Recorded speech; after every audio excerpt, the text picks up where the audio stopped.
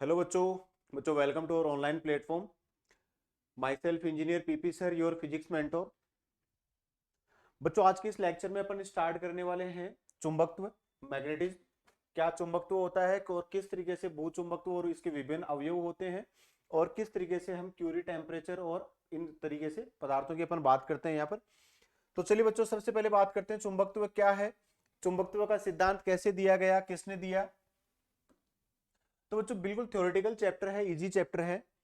चुंबकत्व का आणविक सिद्धांत बच्चों सबसे पहले दिया वेबर ने और बाद में इसको संशोधित किया इविंग। इविंग एक साइंटिस्ट था, उसने इसको संशोधित किया और इसने बताया यहाँ पर कि भाई किसी भी पदार्थ का प्रत्येक परमाणु स्वयं में एक संपूर्ण चुंबक होता है।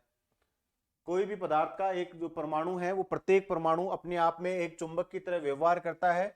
अचुंबकित अवस्था में ये आणविक चुंबक यादृच्छिक रूप से व्यवस्थित रहते हैं और इनका कुल चुंबकीय आघूर्ण होता है शून्य। तो बच्चों जब ये अचुंबकीय स्थिति में होते हैं तब तो यादृच्छिक रूप से व्यवस्थित होते हैं, जिसके कारण से इनका नेट चुंबकीय आघूर्ण होता है 0। लेकिन यदि इनको किसी बाह्य चुंबकीय क्षेत्र में रख दिया जाए तो ये परमाणु अपने आप को चुंबकीय क्षेत्र की दिशा में संरेखित कर लेते हैं, जिसके कारण से इनका परिणामी चुंबकीय आघूर्ण होता है। तो ये अपन दो डायग्राम में देख सकते हैं यहाँ पर। पहले वाले में जब ये अचुंबकित अवस्था में है तो बच्चों देखो ये यादृच्छिक रूप से व्यवस्थित है यहाँ पर, और दूसरे में जैसे ही अपन ने इनको बाह्य चुंबकीय क्षेत्र में रखा तो इन सभी ने अपने आप को चुंबकीय क्षेत्र की दिशा में संरेखित कर लिया। तो ये हो गई चुंबकित अवस्था। इसी तरीके से बच्चों नेक्स्ट अपन बात करते हैं यहाँ पर, अगर गर्म करने की बात की जाए, गर्म करें या पीटें तो पदार्थों के चुंबकीय गुण जो है वो समाप्त हो जाते हैं। उन चुंबकीय पदार्थों के चुंबकीय गुण क्या हो जाते हैं? समाप्त हो जाते हैं। चलिए बच्चों बात करते हैं दंड चुंबक। दंड चुंबक या इसको हम छड़ चुंबक भी बोल सकते हैं। दंड चुंबक की बात की जाए तो दंड चुंबक में क्या होते हैं, जैसे यहां से क्लियरली आप इस डायग्राम से देख सकते हो कि दो ध्रुव होते हैं, इसमें दोनों होते हैं एक दूसरे के साथ विपरीत सिरों पर। एक दक्षिणी ध्रुव, दूसरा होता है बच्चों यहां पर उत्तरी ध्रुव। एक दक्षिणी ध्रुव और दूसरा होता है यहां पर उत्तरी ध्रुव। ये ध्रुव एक दूसरे से किसी निश्चित दूरी पर होते हैं। तो बच्चों दोनों ध्रुवों के बीच की जो दूरी है इसको तो हम बोलते हैं प्रभावी दूरी। इसको हम बोलते हैं प्रभावी दूरी, या इसको कहा जा सकता है प्रभावकारी लंबाई। प्रभावकारी लंबाई। और दोनों सिरों के मध्य की जो दूरी है उसको हम रिप्रेजेंट करते हैं यहां पर एल जी। एल जी का मतलब हो गया बच्चों, ये होती है इसकी ज्योमेट्रिकल लेंथ, ज्यामितीय लंबाई। ये होती है इसकी ज्यामितीय लंबाई। ज्यामितीय लंबाई से अगर हम इसकी प्रभावकारी लंबाई की बात करें तो ये प्रभाव का ध्रुव क्या होते हैं, इसके किनारों पे ना होके कुछ अंदर होते हैं, जिससे हमेशा ध्यान रखो जो प्रभावकारी लंबाई है वो इसकी ज्यामितीय लंबाई से कम होती है। कितनी कम होती है? ये 5/6 गुना। 5/6 गुना होती है ये इफेक्टिव लेंथ, प्रभावकारी लंबाई, किससे? ज्योमेट्रिकल लेंथ से, ज्यामितीय लंबाई से। ये अपन बात करते हैं किसी भी छड़ चुंबक के लिए। अगर मान लो भाई इसको हमने यू शेप के चुंबक में बना रखा है तो इस स्थिति में यहां पर बच्चों जो प्रभावकारी लंबाई है वो हम बात करते हैं दोनों सिरों के मध्य न्यूनतम दूरी, शॉर्टेस्ट लेंथ, है ना, न्यूनतम लंबाई। तो यहां पर दोनों ध्रुवों के मध्य न्यूनतम लंबाई क्या बन गया? इसके व्यास के बराबर। अगर इसकी त्रिज्या हम बोल दें r तो ये हो गया 2r। और यहां पर इसकी जो ज्यामितीय लंबाई है वो हो गई बच्चों यहां से ये, इसका मतलब आधा सर्कल बन गया। आधा सर्कल बन गया तो इसको बोल दिया गया पाई r। इस तरीके से आपको चीजें यहां पर ध्यान रखनी है। अब देखिए क्या क्या गुणधर्म होते हैं किसी भी छड़ चुंबक या दंड चुंबक में। तो पहला गुण बोल दिया दैशिक गुण। दैशिक गुण मतलब दिशा का। दैशिक गुण का मतलब हो गया बच्चों दिशा से, मतलब हो गया कि यदि किसी भी छड़ चुंबक को हम स्वतंत्रता पूर्वक लटका दें तो वो हमेशा ही भौगोलिक उत्तर दक्षिण दिशा में ठहरती है। उत्तर दक्षिण दिशा में ठहर जाएगी। तो उत्तर दक्षिण दिशा में ठहरने के इस गुण के कारण हम कहते हैं कि भाई ये दर्शाती है दैशिक गुण, डायरेक्शनल प्रॉपर्टी। एकल ध्रुव की परिकल्पना। तो यदि चुंबक के चाहे कितने भी छोटे छोटे टुकड़े कर दिए जाएं, किसी भी छड़ चुंबक के कितने भी छोटे छोटे टुकड़े कर दिए जाएं, प्रत्येक टुकड़े में दोनों ध्रुवों का अस्तित्व रहेगा। कभी भी एकल ध्रुव का अस्तित्व संभव नहीं है। एकल ध्रुव का अस्तित्व संभव नहीं है। एकल ध्रुव कभी भी नहीं होगा, चाहे कितनी से छोटी इकाई हो, चाहे कितने छोटे छोटा टुकड़ा कर दिया जाए, हमेशा उस छड़ चुंबक में दोनों ध्रुव मौजूद रहेंगे, दक्षिण और उत्तरी। इसी तरीके से निम्न चित्र के अनुसार यदि चित्र एक में दोनों छड़ें एक दूसरे को आकर्षित करती और चित्र दो में नहीं करती, तब भी एक चुंबक है जबकि एक साधारण लोहे की छड़ है। क्या चीज बोली यहां पर? कि भाई दो स्थितियां दे दी यहाँ पर, पहले में तो दोनों छड़ें एक दूसरे को आकर्षित कर रही है और दूसरी स्थिति में नहीं कर रही। इसका मतलब हम ये नहीं कह सकते कि भाई दोनों चुंबक हैं, हम ये कहेंगे कि भाई बी एक चुंबक रहेगी यहाँ पर और ए रहेगी यहाँ पर एक साधारण लोहे की छड़, साधारण लोहे की छड़। तो आकर्षण को हम चुंबकत्व का परीक्षण नहीं मानते, चुंबकत्व का हम प्रभावी परीक्षण मानते हैं प्रतिकर्षण को। प्रभावी या इसको कह सकते हैं निश्चित परीक्षण कि ये चुंबक है, इस चीज की हम निश्चितता तभी करेंगे जब वहां पर प्रतिकर्षण का गुण मौजूद होगा। अगर सिर्फ आकर्षण है तब तो ये हो सकता है कि भाई एक चुंबक हो और दूसरा कोई लोहे का टुकड़ा हो या कोई भी एक चुंबकीय पदार्थ का टुकड़ा हो। ध्रुव सामर्थ्य की बात की जाए बच्चों, ध्रुव सामर्थ्य का मतलब होता है किसी भी छड़ चुंबक के ध्रुव द्वारा आकर्षित या प्रतिकर्षित करने की क्षमता। मान लो भाई ये इसका दक्षिणी ध्रुव है, ये उत्तरी ध्रुव है, इसके पास में किसी भी चुंबकीय पदार्थ को लाया जाए तो ये कितनी प्रबलता से उसको आकर्षित करता है या प्रतिकर्षित करता है, वो क्षमता बताती है, वो शक्ति बताती है आपको ध्रुव सामर्थ्य। तो ध्रुव सामर्थ्य बड़ा सिंपल सा कॉन्सेप्ट है, चुंबक द्वारा वस्तुओं को अपनी ओर आकर्षित करने की शक्ति या क्षमता को क्या बोलते हैं हम, ध्रुव सामर्थ्य। यह है बच्चों स्मॉल एम से हम इसको रिप्रेजेंट करते हैं, स्मॉल एम ये अदिश राशि होती है। दक्षिणी ध्रुव एवं उत्तरी ध्रुव की ध्रुव सामर्थ्य, अगर यहां पर मैं साउथ पोल की बात करूं तो ये बच्चों होता है माइनस एम, और नॉर्थ पोल उत्तरी ध्रुव की बात करूं तो ये होता है प्लस एम। तो दक्षिण ध्रुव के लिए तो होता है माइनस एम और उत्तरी ध्रुव के लिए होता है बच्चों ये प्लस एम। ये चीज आपको यहाँ पर ध्यान रखनी है। अगर हम इसके लिए मात्रक की बात करें तो बच्चों इसका मात्रक होता है एम्पियर इंटू मीटर। इसका मात्रक क्या होता है, एम्पियर इंटू मीटर। और इसके लिए विमा की बात की जाए तो विमा हो गया यहाँ पर इसके लिए A1 L1, A1 L1 या LA या L1 A1 कुछ भी आप कह सकते हो। यह चुंबक के पदार्थ की प्रकृति एवं अनुप्रस्थ काट के क्षेत्रफल पर निर्भर करती है, लंबाई पर नहीं करती। तो जब भी हम किसी छड़ चुंबक की ध्रुव सामर्थ्य की बात करते हैं तो बच्चों ध्रुव सामर्थ्य केवल और केवल चुंबक की प्रकृति और उसके अनुप्रस्थ काट क्षेत्रफल पर निर्भर नहीं करती। चुंबक कितनी लंबी है या कितनी छोटी है इस बात पर ध्रुव सामर्थ्य बिल्कुल निर्भर नहीं करता। इसी तरीके से चुंबकीय द्विध्रुव आघूर्ण, अभी अपन ने बात करी कि भाई कोई छड़ चुंबक अपने पास है, मान लीजिए कि भाई ये छड़ चुंबक है, ये इसका दक्षिणी ध्रुव, ये उत्तरी ध्रुव, इसके लिए ध्रुव सामर्थ्य माइनस एम, इसके लिए प्लस एम, और दोनों ध्रुवों के मध्य प्रभावकारी लंबाई होती है बच्चों 2L, ये जनरली हम लेते हैं यहाँ पर। तो चुंबकीय द्विध्रुव आघूर्ण यहाँ पर होता है बच्चों कैपिटल एम, और इसको हम रिप्रेजेंट करते हैं दोनों में से किसी एक ध्रुव की ध्रुव सामर्थ्य का परिमाण गुणा दोनों ध्रुवों के मध्य प्रभावकारी लंबाई, ये होता है यहाँ पर चुंबकीय द्विध्रुव आघूर्ण। यदि इसके हम एसआई मात्रक की बात करें, पहली चीज तो अदिश होगी सदिश, तो बच्चों ये होगी सदिश राशि। इसके एसआई मात्रक की बात की जाए तो इसका एसआई मात्रक हो गया एम्पियर इंटू मीटर स्क्वायर।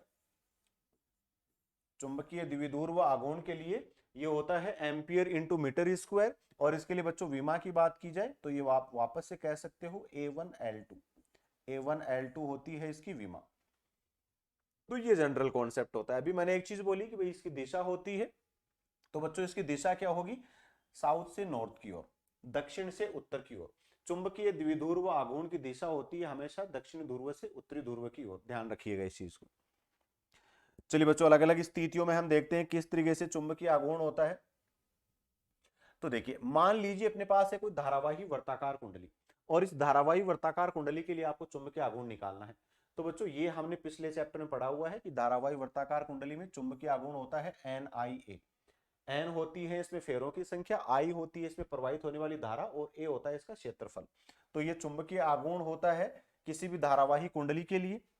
अगर दो छड़ चुंबकों को हम संयोजित कर दें कुछ इस तरीके से कि भाई उनके बीच का कोण हो थीटा, जिस तरीके से डायग्राम में दिख रहा है दोनों के बीच का कोण है थीटा, और दोनों के लिए हमने बोल दिया कि भाई चुंबकीय द्विध्रुव आघूर्ण है M1 और M2। तो बच्चों इनका जो परिणामी है वो निकल के आता है सदिश राशि है, और दो सदिश राशियां एक दूसरे के साथ थीटा कोण पर रखी हुई है, तो रटने वाली कोई चीज नहीं है। जो आप वेक्टर में पढ़ते आए हो वही कॉन्सेप्ट यहां पर लगाना है, और ये कॉन्सेप्ट है M1 square plus M2 square plus 2M1 M2 cos theta, जहां पर थीटा है दोनों छड़ चुंबकों के मध्य का कोण।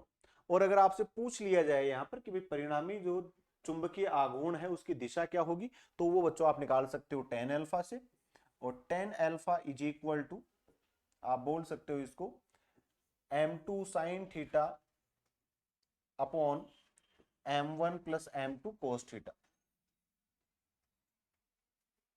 यहां से आप इसकी कैलकुलेशन कर सकते हो। अब अलग अलग स्थितियों में बच्चों आप इसको इजीली कैलकुलेट कर सकते हो, कैसे क्या रखी हुई है। जैसे यहां पर ये दो तीन इसके पैटर्न्स मैंने रिप्रेजेंट किए हुए, मान लो ये दोनों परस्पर लंबवत हैं और दोनों के चुंबकीय आघूर्ण है समान, तो बच्चों उस स्थिति में क्या बन जाएगा, यहाँ पर मान लो ये भी m है, एक क्षण चुंबक इस तरीके से रखी हुई है, दूसरी इसके लंबवत रखी हुई है, तो दोनों का परिणामी आ गया बच्चों बिल्कुल मध्य भाग में, और यहां पर इसका परिणामी चुंबकीय आघूर्ण हो गया √2m। ये वाली स्थिति हो गई। यहाँ पर दूसरी वाली स्थिति में देखिए, दोनों के बीच का कोण दे दिया आपको 60 डिग्री और दोनों के चुंबकीय आघूर्ण है समान, तो वापस से बच्चों यहां पर आप वैल्यू रखिए, cos 60 की वैल्यू होती है 1/2, और आप यहां से कैलकुलेट करोगे तो m square plus m square plus m square, 3m square का रूट मतलब √3m, तो ये निकल के आ जाएगा यहाँ पर 60 डिग्री की स्थिति में। और अगर दोनों समान दिशा में रखी हुई है, मतलब दोनों के बीच का कोण है theta is equal to 0 degree, तो बच्चों उस स्थिति में यहाँ पर चुंबकीय आघूर्ण अधिकतम होगा, मतलब दोनों के योग के तुल्य होगा, और वो होगा यहाँ पर 2m। तो ये कुछ अलग अलग स्थितियां थी जहां पर हमने चुंबकीय आघूर्ण की बात करी है, किस तरीके से चुंबकीय आघूर्ण देखते हैं।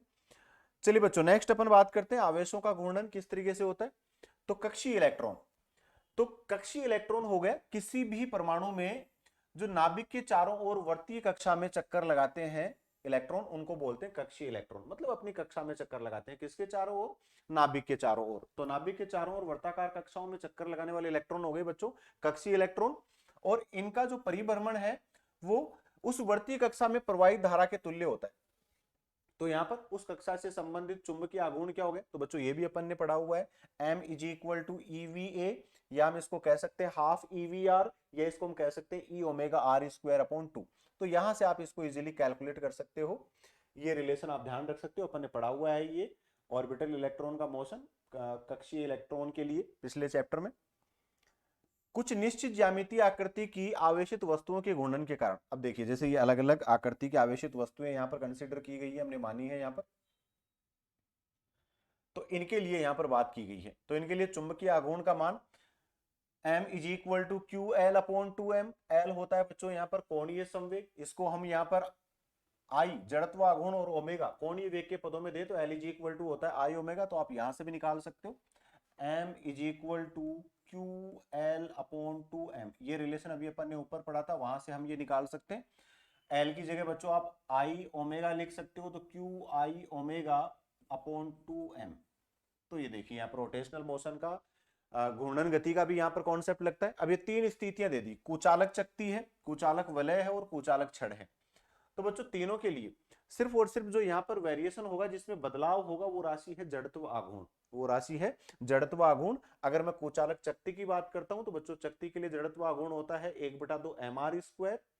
अगर मैं वलय की बात करता हूं तो वलय के लिए जड़त्व आघूर्ण होता है mr स्क्वायर, और अगर मैं छड़ की बात करता हूं तो छड़ के लिए जड़त्व आघूर्ण होगा ml स्क्वायर बटा 12, ml स्क्वायर बटा 12। बस ये चीज का आपको ये ध्यान रखना है, बाकी सारी चीजें सेम डिट्टो यहाँ पर है। फॉर्मूले में सिर्फ आपको आई की जगह रखना है, आई की वैल्यूज रखनी है।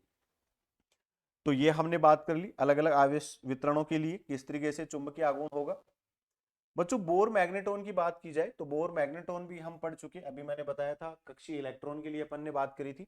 तो ये होता है mu B is equal to E H upon 4πm, और इसकी वैल्यू हमेशा फिक्स होती है 9.2 गुणा 10 की घात -24, 9.2 गुणा 10 की घात -24 एम्पियर बटा मीटर स्क्वायर। ये होता है यहाँ पर बोर मैग्नेटोन की वैल्यू, और यह चुंबकीय आघूर्ण की एक प्राकृतिक इकाई है। एक इलेक्ट्रॉन की मूल अवस्था में कक्षीय घूर्णन से उत्पन्न चुंबकीय आघूर्ण बोर इलेक्ट्रॉन के तुल्य होता है। क्या बोल दिया है कि भाई कोई भी एक इलेक्ट्रॉन आपको दे दिया जाए, उसकी मूल अवस्था में जो कक्षीय घूर्णन से उत्पन्न चुंबकीय आघूर्ण होगा वो बोर मैग्नेटोन के तुल्य होगा। सीधे धारावाही चालक का चुंबकीय आघूर्ण शून्य होता है, तो अगर कोई भी सीधा धारावाही चालक होगा तो उसमें चुंबकीय आघूर्ण का मान हमेशा ही शून्य होगा। टोरॉइड का चुंबकीय आघूर्ण भी शून्य होगा।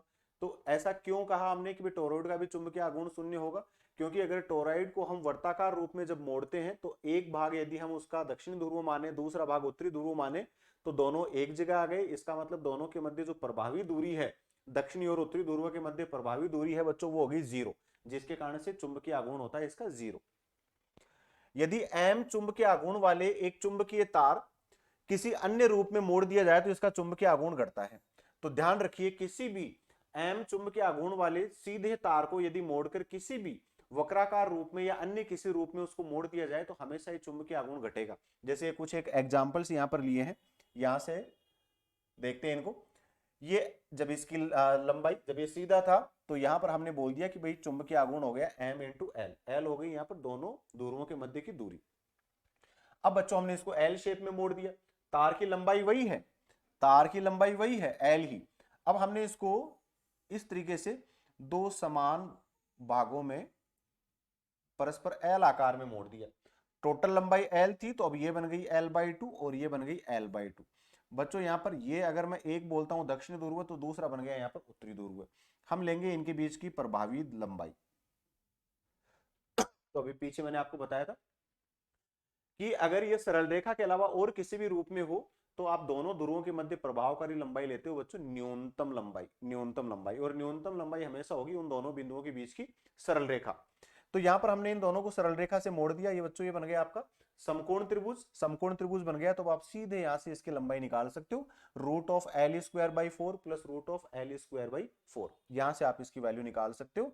तो बच्चों ये प्रभावी लंबाई मिल गई आपको l/√2, ये मिल गई आपको l/√2। यहां से आप इसकी कैलकुलेशन कर सकते हो। l/√2 से किया तो देखिए m dash is equal to small m l/√2। Small ml क्या होता है? मूल स्थिति में इसका चुंबकीय आघूर्ण। तो उसके पदों में बात करें तो बच्चों ये हो गया m/√2 टाइम्स, मतलब 1/√2। तो देखिए घट गया है यहाँ पर। और यही बात अभी अपन ने करी थी कि सरल रेखा के अलावा किसी भी रूप में मोड़ोगे तो चुंबकीय आघूर्ण घटेगा। अब ये मोड़ दिया इसको इस यू शेप में, यू शेप में मोड़ दिया। तो बच्चों देखिए मान लो कि ये साउथ है और ये नॉर्थ है, ये दक्षिणी ध्रुव है, ये उत्तरी ध्रुव है। दोनों के बीच के दोनों के बीच में प्रभावी दूरी, तो प्रभावी दूरी ये सरल रेखा हमने बना दी। अब हमने इसको इस तरीके से मोड़ दिया, कुल लंबाई l थी, 3 समान भागों में हमने इसको मोड़ दिया। तो प्रत्येक भाग की लंबाई हो गई l/3। तो बच्चों इस वाले भाग की लंबाई भी हो गई यहाँ पर l/3। तो अब चुंबकीय आघूर्ण हो गया ml/3। इसका मतलब मूल लंबाई का 1/3 गुना, मूल चुंबकीय आघूर्ण का 1/3 गुना। अर्धवर्त में मोड़ दिया तो बच्चों अर्धवर्त में मोड़ने पर लंबाई कितनी हो गई यहाँ पर? लंबाई हो गई यहाँ पर 2m/π। कैसे हमने कैलकुलेशन करी यहाँ पर? तो देखिए अब यहां से यहां तक ये हो गई टोटल लंबाई l। तो अर्ध सर्कल अर्धवर्त बन गया, अर्धवर्त बन गया तो l is equal to pi R, l is equal to pi R, l is equal to pi R हो गया। हमें तो लेनी है यहाँ पर ये न्यूनतम दूरी। तो देखिए m dash is equal to ये हो गया m इंटू 2r। ये हो गया बच्चों यहाँ पर न्यूनतम दूरी किसके बराबर हो गई? इसके व्यास के बराबर हो गई। और अभी हमने बोला कि भाई l किसके बराबर है? पाई आर। l के पदों में लेना है तो r की जगह मैंने बोल दिया बच्चों l/π। तो देखिए ये हो गया 2ml/π, स्मॉल m, 2ml/π। और स्मॉल ml को हम बोल देंगे कैपिटल L, चुंबकीय आघूर्ण। तो बच्चों ये हो गया 2m/π। तो इस तरीके से यहां से भी अपन ने देखा कि भाई ये भी चुंबकीय आघूर्ण घट गया इसका। और अगर हमने इसको पूर्ण वर्त के रूप में बना दिया तो चुंबकीय आघूर्ण होगा 0, जैसा कि अभी मैंने थोड़ी देर पहले बताया था टोरॉइड के लिए। क्यों? अगर कहीं से भी मान लो कि भाई ये यहां पर जोड़ दिए गए, दोनों सिरे यहां पर लाके मिला दिए गए, तो इस स्थिति में बच्चों साउथ और नॉर्थ के बीच में जो प्रभावी लंबाई है वो प्रभावी लंबाई यहां पर बन जाएगी 0, जिससे चुंबकीय आघूर्ण की वैल्यू होगी 0। तो ये कुछ कॉन्सेप्ट्स हैं जो चुंबकीय आघूर्ण से संबंधित होते हैं। अब देखिए छड़ चुंबक का काटना। अब छड़ चुंबक को हम कुछ इस तरीके से काटें कि हर बार कभी इसकी लंबाई चेंज हो, कभी इसकी चौड़ाई चेंज हो। तो बच्चों यहां पर इसका सीधा फर्क पड़ता है आपके चुंबकीय आघूर्ण की कैलकुलेशन पे। तो मान लीजिए एक आयताकार छड़ चुंबक की लंबाई, चौड़ाई एवं द्रव्यमान क्रमशः L, B एवं W है। यदि इसे लंबाई के लंबवत एवं अनुदिश, या तो लंबवत या अनुदिश इस तरीके से काटें कि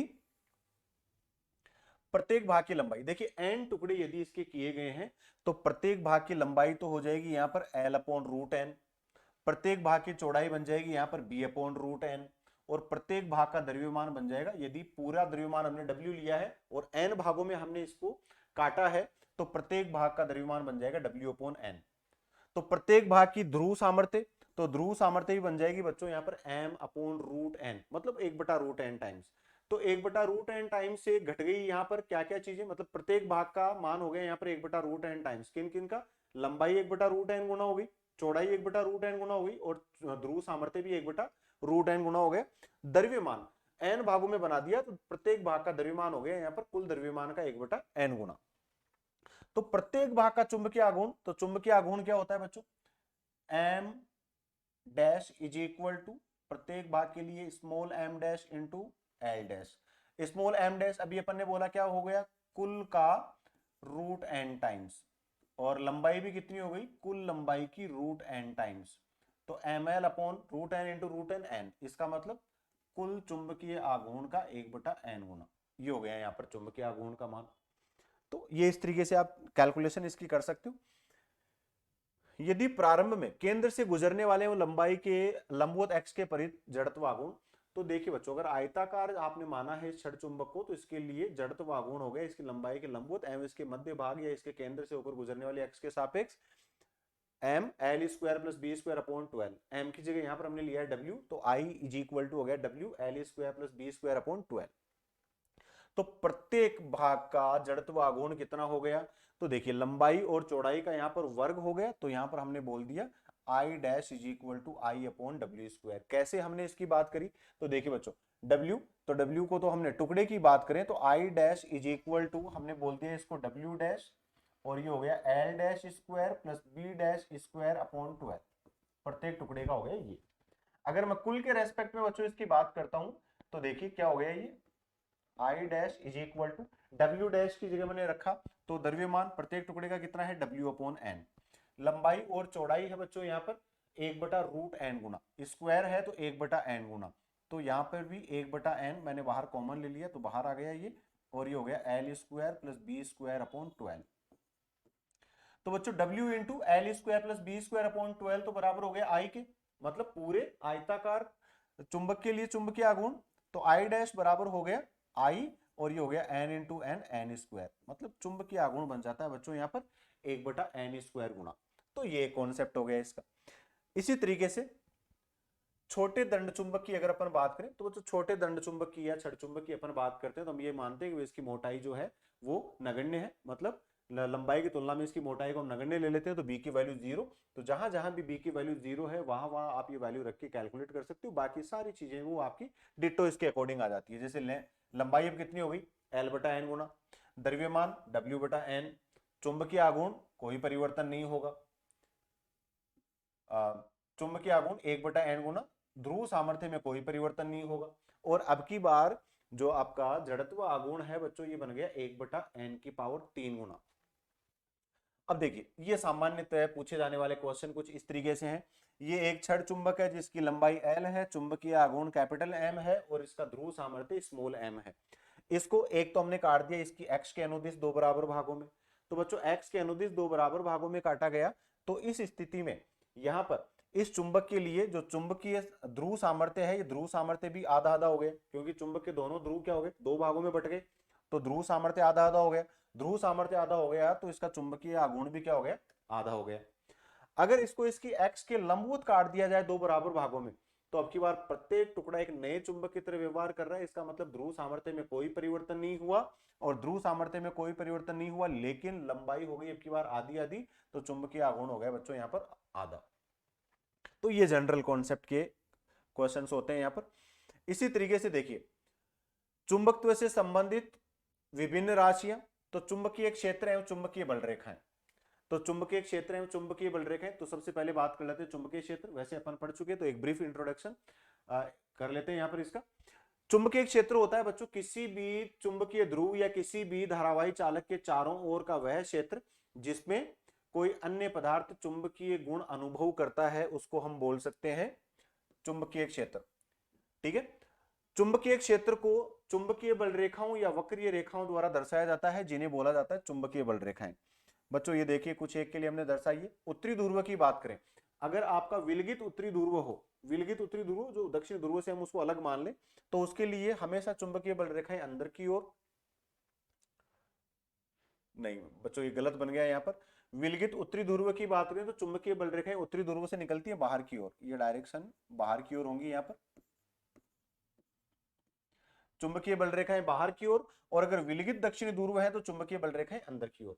साधारण शब्दों में यह कहा जा सकता है कि चुंबकीय बल रेखाओं की दिशा होती है दक्षिणी ध्रुव से उत्तरी ध्रुव की ओर, सॉरी उत्तरी ध्रुव से दक्षिणी ध्रुव की ओर, मतलब उत्तरी ध्रुव से बाहर और दक्षिण ध्रुव के अंदर। तो ये यहां से देखिए उत्तरी ध्रुव से बाहर और दक्षिण ध्रुव के अंदर, इस तरीके से ये इस तरीके से होंगी। या दूसरे शब्दों में चुंबकीय क्षेत्र को कैसे दर्शाया जाए, तो क्रॉस, अगर क्रॉस क्रॉस क्रॉस से दर्शाते हैं तो ये बताता है कागज के तल के लंबवत अंदर की ओर, और डॉट का मतलब होता है कागज के तल के लंबवत बाहर की ओर। ये सिंपल रिप्रेजेंटेशन है। बच्चों चुंबकीय फ्लक्स की बात करें या चुंबकीय घनत्व, तो चुंबकीय फ्लक्स फाई होता है, और फ्लक्स घनत्व की जहां भी बात कर ली जाए वो चुंबकीय क्षेत्र को ही फ्लक्स घनत्व बोलते हैं। तो चुंबकीय फ्लक्स होता है किसी भी पृष्ठ से अभिलंबुत गुजरने वाली चुंबकीय बल रेखाओं की संख्या, किसी भी पृष्ठ के अभिलंबुत गुजरने वाली चुंबकीय बल रेखाओं की संख्या। इसको हम रिप्रेजेंट करते हैं phi is equal to B vector dot A vector, B vector dot A vector, जहां पर ये जो ए है ये होता है बच्चों सदिश क्षेत्रफल, ए को बोला जाता है सदिश क्षेत्रफल। ठीक है, तो ये जनरल फॉर्मूला होता है। अगर हम ये कहें कि भाई क्षेत्रफल सदिश का मान अल्प है, तो वहां पर बच्चों हम समाकलन विधि द्वारा कुल फ्लक्स का मान निकालते हैं, समाकलन B vector dot D A vector, अगर संपूर्ण क्षेत्रफल से हमें निकालनी है। ये रिलेशन अपन यूज करते हैं यहाँ पर। अगर हम चुंबकीय फ्लक्स की बात करें तो बच्चों इनकी कोई निश्चित दिशा नहीं होती, इसका मतलब ये होती है अदिश राशि, और इसके लिए जो एस आई मात्रक है वो होता है वेबर, सीजीएस मात्रक होता है बच्चों मैक्सवेल। एसआई मात्रक होता है वेबर और सीजीएस मात्रक होता है मैक्सवेल। इसके लिए अगर हम संबंध निकालें तो एक वेबर इज इक्वल टू होता है 10 की घात 8 मैक्सवेल, एक वेबर में होते हैं 10 की घात 8 मैक्सवेल। जब किसी चुंबकीय पदार्थ के टुकड़े को एक बाह्य चुंबकीय क्षेत्र में रखते हैं तो यह पदार्थ चुंबकित हो जाता है, और इस पदार्थ के अंदर चुंबकीय प्रेरण रेखाओं के अभिलंबित स्थिर इकाई क्षेत्रफल से गुजरने वाली बल रेखाओं की संख्या को चुंबकीय प्रेरण, ये अभी अपन ने बात करी कि भाई कोई भी चुंबकीय पदार्थ है उसको हम किसी चुंबकीय क्षेत्र में रखते हैं तो उससे इकाई आयतन से अभिलंबित गुजरने वाली चुंबकीय बल रेखाओं की संख्या को ही बच्चों हम बोलते हैं यहाँ पर चुंबकीय बल रेखाएं। तो इन चुंबकीय बल रेखाओं की संख्या को तो हम बोलते हैं चुंबकीय प्रेरण या चुंबकीय फ्लक्स घनत्व, ये होती है सदिश राशि, इसका मात्रक होता है टेस्ला। तो फ्लक्स घनत्व अलग हो गया और चुंबकीय फ्लक्स अलग है। फ्लक्स घनत्व का मतलब तो चुंबकीय क्षेत्र से ही है जो सदिश राशि होती है, इसका ऐसा ही मात्रक टेस्ला होता है। एक टेस्ला में वेबर पर मीटर स्क्वायर, न्यूटन पर एम्पियर इंटू मीटर स्क्वायर, आप अलग अलग फॉर्मुलों से निकाल सकते हो। इसके बारे में डिटेल में अपन स्टडी कर चुके बच्चों पिछले वाले चैप्टर में। सीजीएस मात्रक होता है बच्चों इसका गाउस, एक टेस्ला बराबर होते हैं 10 की घात 4 गाउस, एक टेस्ला बराबर होते हैं 10 की घात 4 गाउस। ये संबंध होता है टेस्ला और गाउस में। चुंबकीय फ्लक्स घनत्व को चुंबकीय क्षेत्र में स्थित इकाई ध्रुवों पर कार्यकारी बल के रूप में भी निकाल सकते हैं बच्चों, इसको हम इससे भी कैलकुलेट कर सकते हैं, F is equal to M B, यहां से भी कैलकुलेट कर सकते हैं F is equal to M B, तो B इज इक्वल टू हो गया F अपॉन एम। एम चुंबकीय किसी भी छड़ चुंबक के लिए ये हो गया यहाँ पर ध्रुव सामर्थ्य, तो किसी इकाई ध्रुव सामर्थ्य वाले उत्तरी ध्रुव द्वारा अनुभव किया गया बल किसको व्यक्त करेगा, चुंबकीय क्षेत्र को, अथवा इसको हम कह सकते हैं चुंबकीय फ्लक्स घनत्व को। चुंबकीय पारगम्यता, तो चुंबकीय पारगम्यता क्या है, चुंबकीय पदार्थ का वह गुण जो इसमें से गुजरने वाली चुंबकीय बल रेखाओं की संख्या को निर्धारित करता है। साधारण शब्दों में बच्चों इसको हम ये कह सकते हैं, इसके नाम से पता चल रहा है पारगम्यता मतलब कि किसी माध्यम से चुंबकीय बल रेखाओं के गुजरने की क्षमता, कि कितनी चुंबकीय बल रेखाएं वहां से निकलने वाली है, उनका निर्धारण कौन करता है, चुंबकीय पारगम्यता। उदाहरण के लिए नरम लोहे की पारगम्यता वायु की तुलना में 1000 गुना होती है। इसका मतलब ये हो गया कि वायु में जितनी चुंबकीय बल रेखाएं गुजर सकती हैं उससे 1000 गुना ज्यादा नरम लोहे से गुजर सकती हैं। बच्चों यहां पर देखिए mu is equal to mu naught into mu R, ये भी अपन ने अच्छे से पढ़ा हुआ है। म्यू नोट होता है निर्वात में चुंबकशीलता, म्यू आर होता है आपेक्षिक विद्युतशीलता, और म्यू को बोलते हैं हम बच्चों निरपेक्ष चुंबकशीलता। निरपेक्ष चुंबकशीलता यहां से अपन कैलकुलेट कर सकते हैं। तो mu are is equal to, दो चीजें हो गई यहां पर, mu are is equal to या तो कह सकते हो म्यू अपॉन म्यू नोट, या बच्चों इसको आप कह सकते हो बी अपॉन बी नोट, मतलब निर्वात में और माध्यम में। तो बी तो हो गया माध्यम में और बी नोट हो गया निर्वात में, यहां से आप कैलकुलेशन कर सकते हो। चुंबकीय क्षेत्र की तीव्रता या चुंबकन क्षेत्र, चुंबकीय क्षेत्र की तीव्रता या चुंबकन क्षेत्र, बच्चों इसको चुंबकन क्षेत्र हो गया वह बाह्य चुंबकीय क्षेत्र जिसमें किसी पदार्थ को रखने पर उसमें चुंबक के गुण आ जाते हैं या चुंबकीय गुण ग्रहण कर लेता है। तो चुंबकीय क्षेत्र द्वारा किसी पदार्थ के चुंबकन की मात्रा को प्रदर्शित करता है। दूसरे शब्दों में निर्वात में चुंबकीय प्रेरणा एवं निर्वात की चुंबकीय पारगम्यता के अनुपात को हम कहते हैं यहाँ पर। तो ये अपन ने रिलेशन पढ़ा हुआ है, B इज इक्वल टू होता है म्यू इंटू एच, या B naught is equal to बोल दो म्यू नोट इंटू एच। तो H इज इक्वल टू हो गया बच्चों B naught upon mu naught. इसका मतलब निर्वात में चुंबकीय क्षेत्र तथा निर्वात में चुंबकीय पारगम्यता का अनुपात हो गया किसके तुल्य, चुंबकन क्षेत्र के मध्य। एसआई मात्रक हो गया इसका। तो बच्चों इसका एसआई मात्रक होता है एम्पियर प्रति मीटर, एम्पियर प्रति मीटर। इसके लिए हमने एक और फॉर्मूला पढ़ा था पिछले चैप्टर में, अगर आपको याद हो, H is equal to N I, या इसको हम कह सकते हैं H is equal to N I upon L. N होते हैं फेरों की संख्या, आई होती है यहाँ पर विद्युत धारा, और एल होती है लंबाई। तो देखिए एम्पियर प्रति मीटर, और यही हमने यहाँ पर बोला है कि इसका एसआई मात्रक क्या हो गया, एम्पियर प्रति मीटर। तो वो निकलता है बच्चों उस वाले फॉर्मूले से। या दूसरा newton upon metre square into tesla, ये आप यहां से निकाल सकते हो। सीजीएस मात्रक होता है बच्चों इसका ओरस्टेड, और एक ओरस्टेड में होते हैं 80 एम्पियर प्रति मीटर, 80 एम्पियर प्रति मीटर। तो ये जनरल संबंध हुआ यहाँ पर। इसी तरीके से चुंबकन तीव्रता, तो चुंबकन तीव्रता वापस से बच्चों अपन बात करें तो चुंबकन तीव्रता यह डिसाइड करती है, यह निर्धारित करती है कि किसी भी चुंबकीय पदार्थ के इकाई आयतन में कितना चुंबकन का गुण उत्पन्न हुआ है, यह निर्धारित करती है चुंबकन की तीव्रता। इसका मतलब यह राशि किसी पदार्थ को चुंबकीय क्षेत्र में रखने पर इसमें उत्पन्न चुंबकन की मात्रा को व्यक्त करती है कि कितना चुंबकन का गुण यहां पर उत्पन्न हुआ है। इसको हम रिप्रेजेंट करते हैं बच्चों दो तरीके से, या तो इसको हम बोल दें कैपिटल एम अपॉन वी, इकाई आयतन में उत्पन्न चुंबकीय आघूर्ण, इकाई आयतन में उत्पन्न चुंबकीय आघूर्ण। या देखिए इसको हम क्या कह सकते हैं, कैपिटल एम को मैंने बोल दिया small M into L, L मैंने बोल दी प्रभावकारी लंबाई, और आयतन को बच्चों मैंने बोल दिया ए इंटू एल। तो देखिए एल से एल कैंसिल आउट, तो ये हो गया एम अपॉन ए। तो यहां से इसकी एक और परिभाषा दी जा सकती है, ये क्या हो गया, इकाई अनुप्रस्थ काट क्षेत्रफल में ध्रुव सामर्थ्य, इकाई अनुप्रस्थ काट क्षेत्रफल में ध्रुव सामर्थ्य। तो यहां से भी बच्चों आप कैलकुलेट कर सकते हो। तो एसआई मात्रक इसका एम्पियर प्रति मीटर, एसआई मात्रक एम्पियर प्रति मीटर। जो चुंबकन क्षेत्र का हुआ वही हो गया चुंबकन तीव्रता का। तो एच और आई दोनों के लिए समान मात्रक होंगे यहां पर। इसके साथ ही हम बात करते हैं चुंबकीय प्रवृत्ति। तो चुंबकीय प्रवृत्ति बच्चों ये किसी भी चुंबकीय पदार्थ का एक गुण होता है जो ये दर्शाता है कि भाई इसमें चुंबकन का गुण कितना आसान या कितना जटिल है, मतलब उसमें चुंबकत्व के गुण को ये बताता है कि भाई कितना आसानी से उत्पन्न किया जा सकता है। इसकी माप पदार्थ में उत्पन्न चुंबकन तीव्रता और चुंबकन क्षेत्र के रूप में व्यक्त की जाती है। तो हम कैसे निकालते हैं बच्चों, यहाँ पर जाई एम, इसको हम जाई से रिप्रेजेंट करते हैं, ये होता है आई अपॉन एच, आई अपॉन एच। इसका मतलब क्या बोला मैंने अभी बताया कि भाई कितनी आसानी से या कितनी जटिलता से यहाँ पर चुंबकन किया जा सकता है, ये बताता है चुंबकीय प्रवृत्ति। तो अगर मैं बात करूं इकाई चुंबकन क्षेत्र की, कि किसी चुंबकीय पदार्थ को हमने इकाई चुंबकन क्षेत्र में रखा है, तो उसकी जो चुंबकन तीव्रता है बच्चों वो व्यक्त करेगी यहाँ पर चुंबकीय प्रवृत्ति को। और ध्यान रखिए यहाँ पर दोनों के, अभी मैंने बताया आई और एच दोनों के लिए मात्रक विमा समान होते हैं। तो चुंबकीय प्रवृत्ति मात्रकहीन एवं विमाहीन राशि होती है, क्योंकि ये आई और एच के डिवीजन से मिलती है, भागफल से मिलती है। इसी के साथ बात करते हैं चुंबकीय पारगम्यता एवं चुंबकीय प्रवृत्ति में संबंध।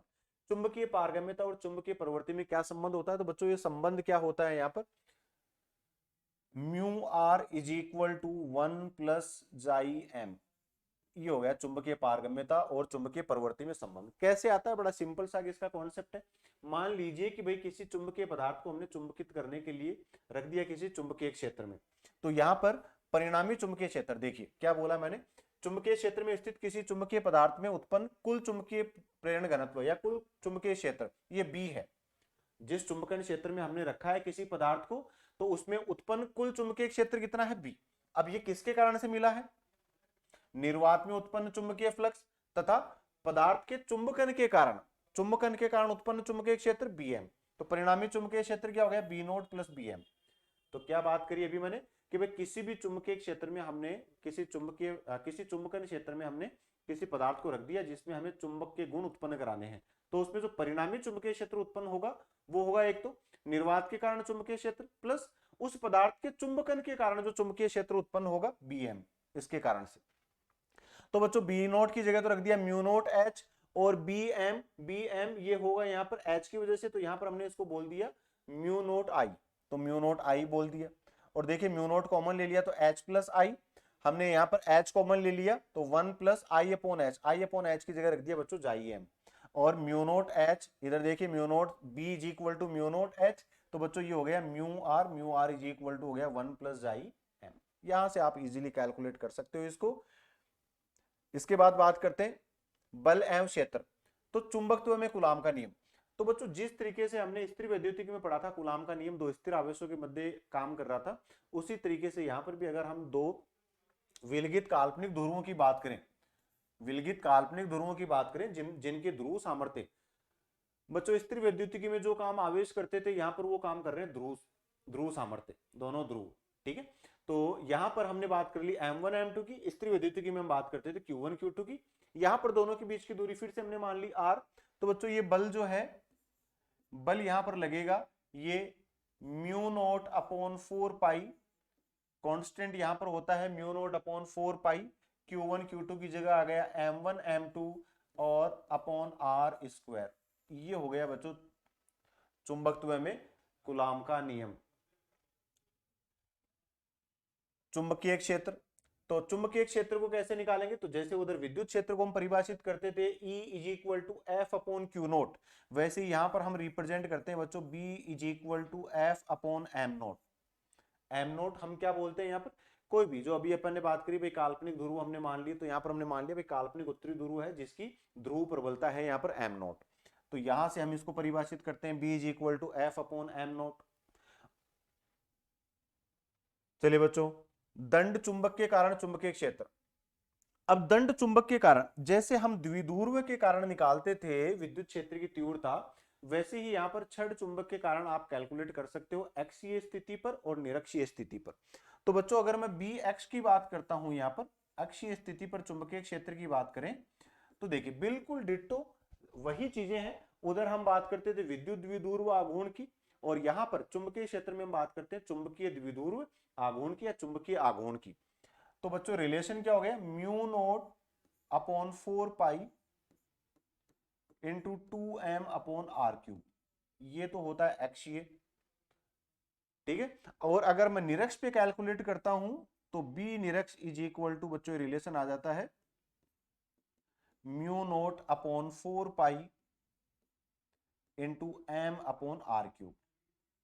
वहां पर अपन पढ़ते थे अगर आपको याद हो तो ऊपर 2p था और यहां पर था p निरक्ष पे, यहां पर बिल्कुल सेम चीजें हैं, p को रिप्लेस कर दिया, p को हमने यहां पर स्थानांतरित कर दिया है किससे, कैपिटल M से, और कांस्टेंट जो उधर था 1/4 पाई एप्सिलॉन नोट, उसकी जगह हम यहां पर कांस्टेंट यूज करते हैं चुंबकीय क्षेत्र में म्यू नोट अपॉन 4 पाई। तो ये बड़ा सिंपल सा कॉन्सेप्ट है। अगर बच्चों जनरल सामान्य स्थिति में आर थीटा स्थिति पर हम बात करते हैं यहां पर, तो आर थीटा स्थिति पर जो चुंबकीय क्षेत्र है बी आर थीटा, बच्चों इसकी वैल्यू निकल के आती है mu naught M upon 4 pi R cube into root of 1 प्लस 3 कोस स्क्वायर थीटा, ठीक है। आर दूरी और थीटा कोण पे हम निकालते हैं, तो ये होता है जनरल संबंध। डिट्टो अभी जो मैंने बताया जैसा द्विध्रुव के लिए पढ़ते हैं सेम चीजें यहां पर छड़ चुंबक के लिए काम में आ रही हैं। एक समान चुंबकीय क्षेत्र में दंड चुंबक, अब एक समान चुंबकीय क्षेत्र में दंड चुंबक अगर हम यहां पर बल आघूर्ण की बात करते हैं, तो बच्चों आपने पढ़ा था द्विध्रुव के लिए बल आघूर्ण था tau is equal to P E sine theta, तो सेम चीज यहां पर मैं छड़ चुंबक के लिए बात करता हूं, तो बच्चों ये आती है M B sine theta, P की जगह आ गया M और E की जगह आ गया B, विद्युत क्षेत्र की जगह चुंबकीय क्षेत्र और विद्युत द्विध्रुव आघूर्ण की जगह चुंबकीय द्विध्रुव आघूर्ण। सदिश रूप में बच्चों इसकी बात करते हैं तो tau vector is equal to M vector cross B vector. ये हो गया यहाँ पर। इस तरीके से बड़ी सिंपल सी चीजें हैं। अब देखिए चुंबकत्व में गाउस का नियम, तो बच्चों चुंबकत्व में गाउस का नियम यहाँ पर क्या होता है, अभी अपन वापस से बात करें स्थिर वैद्युति की, तो वहां पर तो अपन ने ये पढ़ा था कि भाई किसी भी अकेले आवेश का अस्तित्व संभव है, लेकिन चुंबकत्व में हम ये चीज पढ़ते हैं कि भाई अकेले चुंबकीय ध्रुवों का अस्तित्व नहीं होता। तो अगर मैं ये मानूं कि भाई किसी पृष्ठ में कोई चुंबक है तो वहां पर अकेला ध्रुव नहीं होगा, वहां पर दक्षिणी के साथ उत्तरी भी होगा या उत्तरी के साथ दक्षिणी भी होगा, दोनों ध्रुव होंगे। तो उस पृष्ठ में परिबद्ध परिणामी ध्रुव सामर्थ्य का मान होता है बच्चों 0। तो हम यहां पर बोलते हैं कि चुंबकत्व में जो गाउस का नियम है वो होता है बंद समाकलन B dot DL vector is equal to 0 और B dot DS vector is equal to 0। किसी भी पृष्ठ में, किसी भी बंद पृष्ठ में चुंबकीय क्षेत्र का जो समाकलन है वो होगा बच्चों यहाँ पर 0। एस डी एस बोल दो इसको या डी ए बोल दो, ये हो गया इसका क्षेत्रफल, ये समाकलन, इसका मान हमेशा ही होगा 0। कारण मैंने अभी बताया बच्चों, क्योंकि एकल ध्रुव का अस्तित्व नहीं होता। चलिए बच्चों कुछ पैटर्न के क्वेश्चंस देखते हैं, किस पैटर्न के क्वेश्चन इस पे बनते हैं।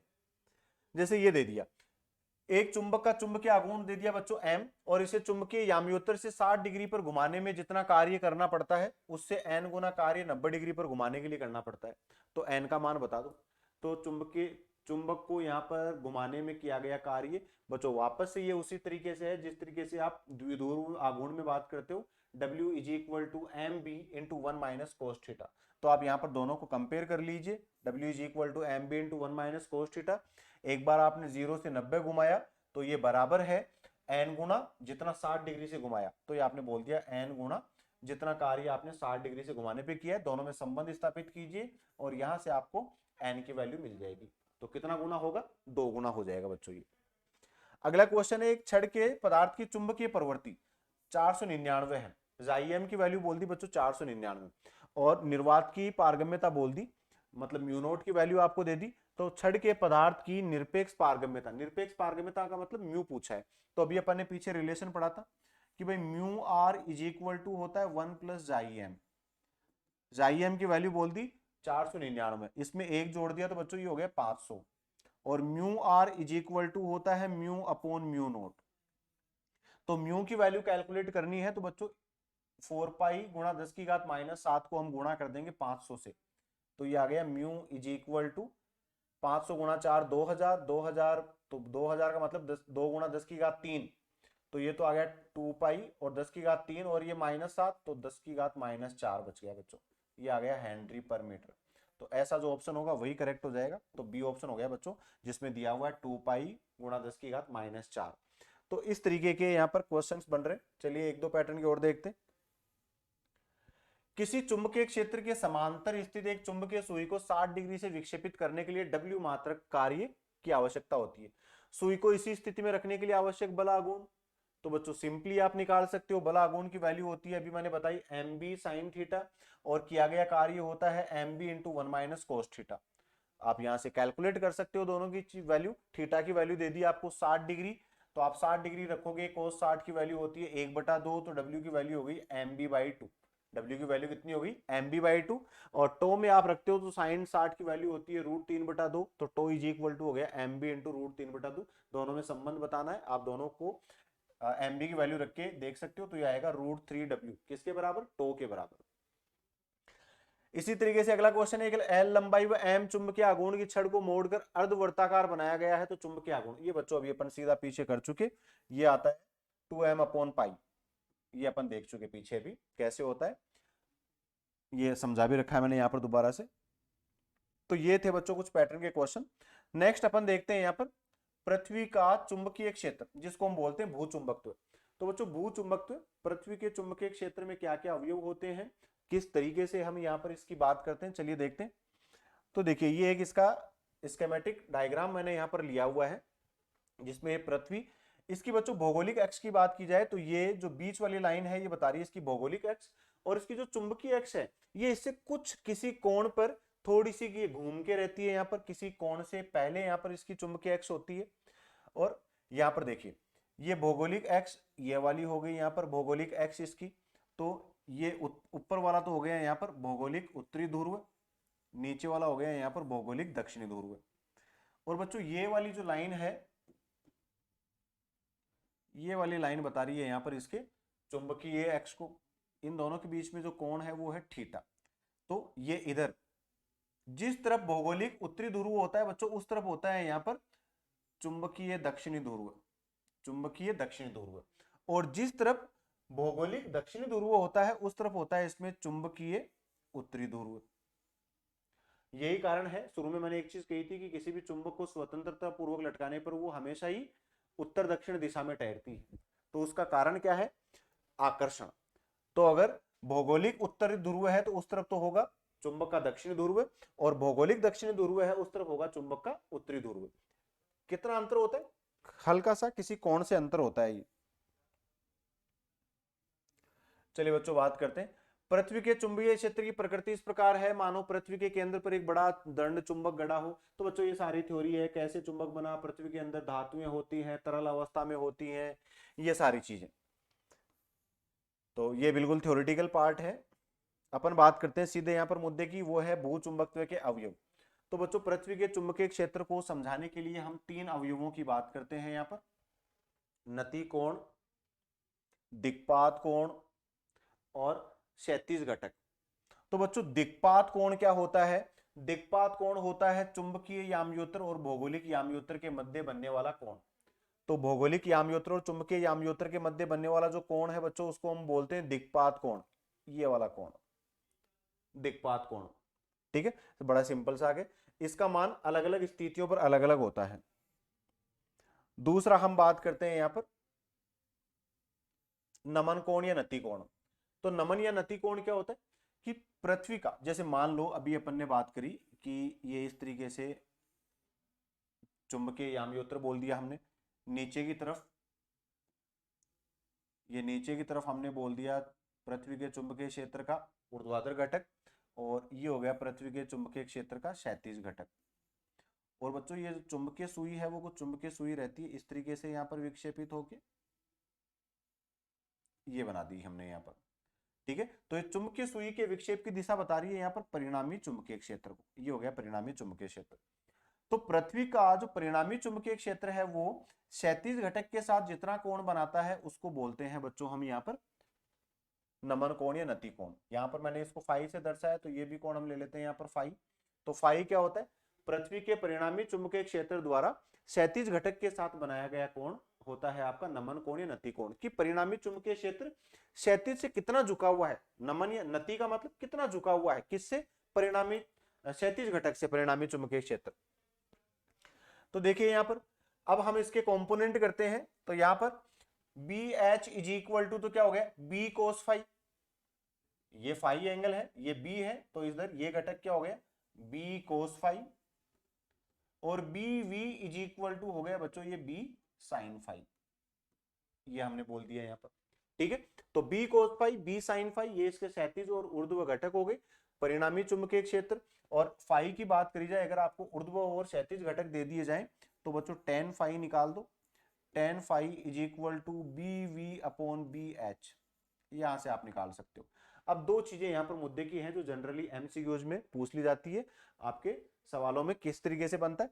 अगर मैं निरक्ष की बात करूं तो बच्चों निरक्ष, निरक्ष का मतलब हो गया ये वाली लाइन।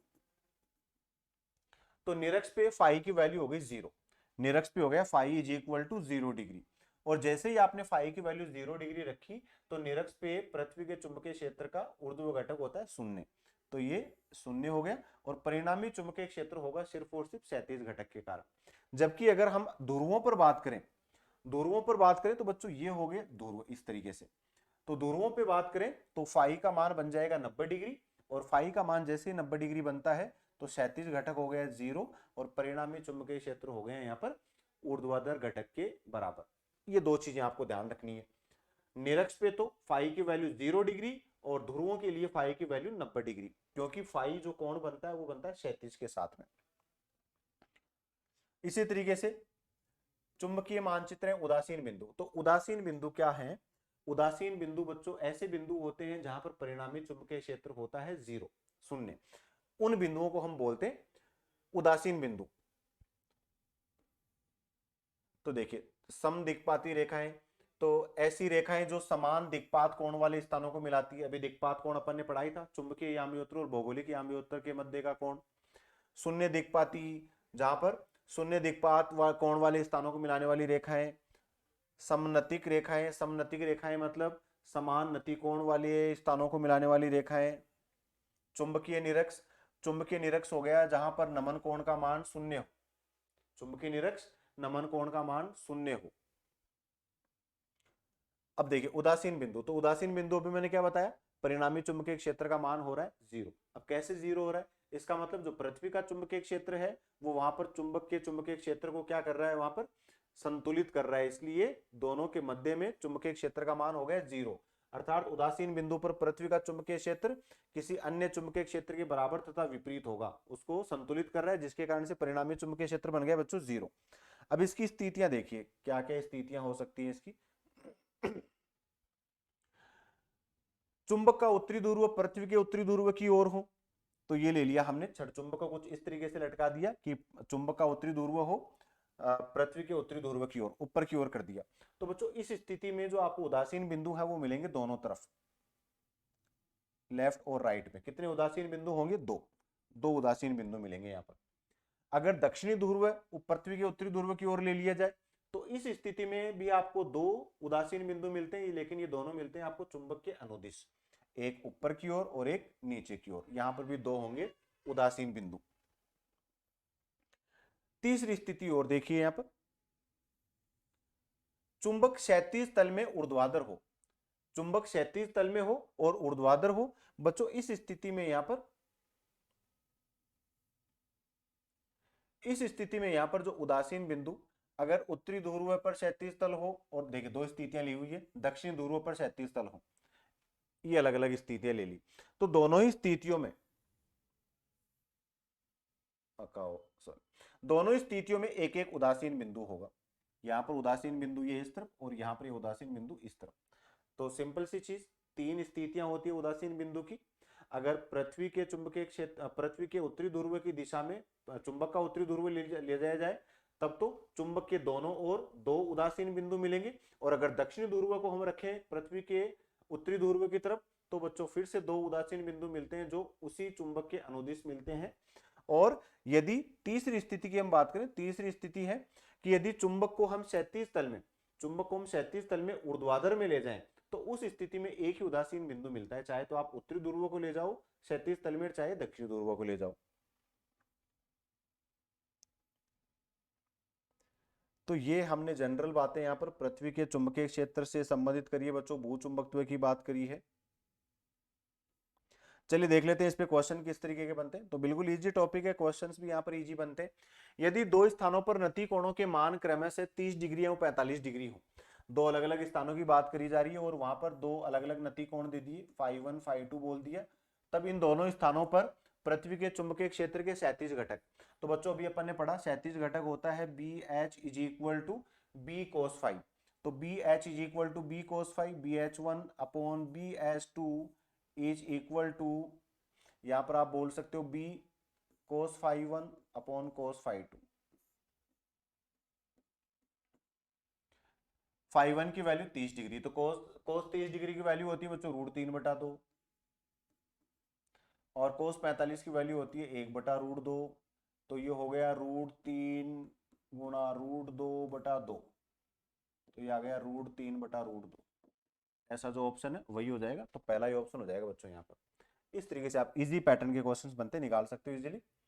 किसी स्थान पर पृथ्वी के चुंबकीय क्षेत्र के क्षैतिज घटक का मान, तो क्षैतिज घटक बोल दिया बच्चों बी एच की वैल्यू यहाँ पर आपको दे दी।